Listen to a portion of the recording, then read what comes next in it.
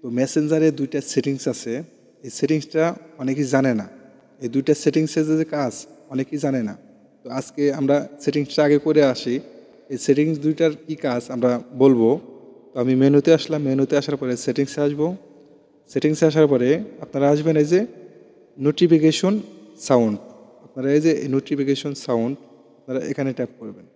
এখানে ট্যাপ করার পরে একটু উপরের দিকে আসবেন, এই যে দেখতে পাচ্ছেন নোটিফিকেশন প্রিভিউ, এই যে নোটিফিকেশন প্রিভিউ আপনারা এটা জাস্ট অন করে দেবেন। এটা অন করে দিলে কি হবে, আপনারা যখন আপনাদের ফোনটা লক স্ক্রিন থাকবে, আপনার কেউ যদি পার্সোনাল কেউ যদি এসএমএস করে, তাহলে এটা অন থাকলে আপনার সেই এসএমএসটা কেউ দেখতে পারবে না।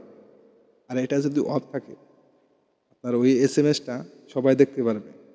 তো এমন কিছু এসএমএস কেউ যদি করে, আপনার কাছের কেউ বা আপনার গোপনীয় কিছু তথ্য যদি কেউ এসএমএস করে, অনায়াসে আরেকজন এসে আপনার ফোনটা হাতে নিলেই স্ক্রিনে সেটা দেখতে পারবে, কে এসএমএস করলো, কি এসএমএস করলো, অনায়াসে এটা বুঝতে পারবে।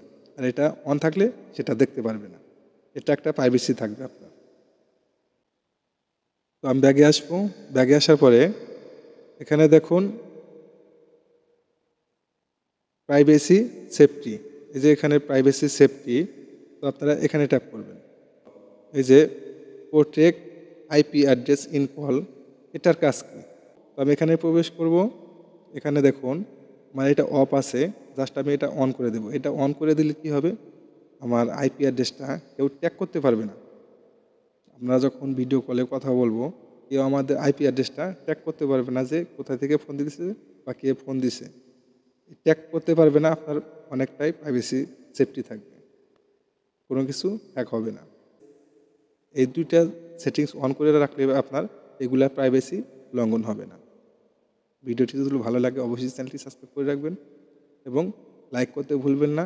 সেই সাথে ভিডিওটি শেয়ার করবেন অপরকে দেখার জন্য। দেখা হবে পরবর্তী যে কোনো ভিডিওতে। আল্লাহ হাফেজ।